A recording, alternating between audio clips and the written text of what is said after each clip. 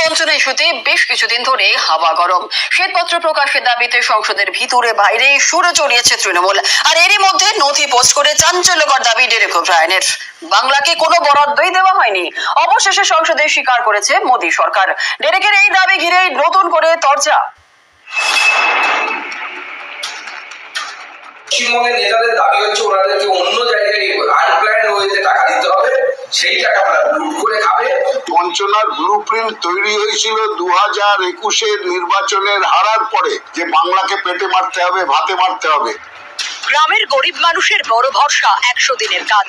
সেই 100 দিনের কাজ সহ বিভিন্ন সরকারি প্রকল্পের টাকা অনেক দিন ধরে আটকে রেখেছে কেন্দ্রের বিজেপি সরকার। 21-এ ভোটে বিজেপি হারার পরে আবাসও 100 দিনের কাজে বাংলার জন্য কত বরাদ্দ করেছে শ্বেতপত্র প্রকাশ করে জানাক মোদী সরকার। এই দাবিতে বারবার সরব হয়েছে তৃণমূল। ছোট্ট প্রশ্ন নির্মলা সীতারামনকে করেছিলাম সেদিনকে, যে 2021-এ বাংলায় মুখ থুবড়ে পড়ার পরে আপনি আবাস যোজনায় এবং 100 দিনের কাজে কত টাকা 2021-22 অর্থবর্ষ, 22-23 অর্থবর্ষ, 23-24 অর্থবর্ষে বাংলাকে দিয়েছেন, রাজ্য সরকারকে দিয়েছেন, বাংলার মানুষের জন্য পাঠিয়েছেন? আপনি শ্বেতপত্র প্রকাশ করে প্রমাণ করুন। উনি ধারাবাহিকভাবে রাজ্যসভায় এবং লোকসভায় মিথ্যে কথা বলে এসছেন, বাংলার মানুষকে বিভ্রান্ত করেছেন, দেশের মানুষকে বিভ্রান্ত করেছেন। আমার হাতে শ্বেতপত্র থাকলে আমি তো আক্রমণ করবো, আমি প্রকাশ করবো। এবার সোশ্যাল মিডিয়ায় রাজ্যসভার একটি নথি পোস্ট করে কেন্দ্রের বিরুদ্ধে বঞ্চনার অভিযোগে সুর চড়ালেন তৃণমূলের ডেরেক ওব্রায়েন। সেই নথি দিয়ে ডেরেক দাবি করলেন 2023-24 অর্থবর্ষে 100 দিনের কাজে কেন্দ্রের তরফে বাংলার বরাদ্দ শূন্য। ডেরেক লিখেছেন, অবশেষে মোদী সরকার সংসদের ভিতরে স্বীকার করে নিল যে মনরেগা তহবিলে বাংলার জন্য বরাদ্দ শূন্য। 2021 সালের নির্বাচনে হারের পর থেকে বিজেপি সরকার বাংলাকে কি দিয়েছে তা নিয়ে অভিষেক বন্দ্যোপাধ্যায় ও তৃণমূল কংগ্রেস শ্বেতপত্র দাবি করেছে। রাজ্যসভায় জবাব থেকে এর প্রমাণ মিলল। আমাদের পশ্চিমবঙ্গের নেতাদের দাবি হচ্ছে ওনাদেরকে অন্য জায়গায় আনপ্ল্যান্ড ওয়েতে টাকা দিতে হবে, সেই টাকা তারা লুট করে খাবে।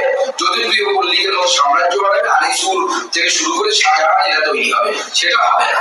জনগণের টাকা জনগণের কাজে যাবে। একটা জায়গায় আটকে আছে বিষয়টি, যে আপনারা ইউটিলাইজেশন সার্টিফিকেট দিন, কেন্দ্র সরকার যে যে ব্যবস্থা নিতে বলেছে সে ব্যবস্থা নিন। অর্থমন্ত্রী যখন অর্থ সত্য বলেন, সেটা তো দুঃখের বিষয়। এই বঞ্চনার ব্লুপ্রিন্ট তৈরি হয়েছিল 2021-এর নির্বাচনের হারার পরে। সাজেশন দেন শুভেন্দু অধিকারী যে বাংলাকে পেটে মারতে হবে, ভাতে মারতে হবে, এবং তার পরবর্তী ক্ষেত্রে 2021-এর পর থেকে সমস্ত যোজনার টাকা বন্ধ করে বিজেপির সরকার।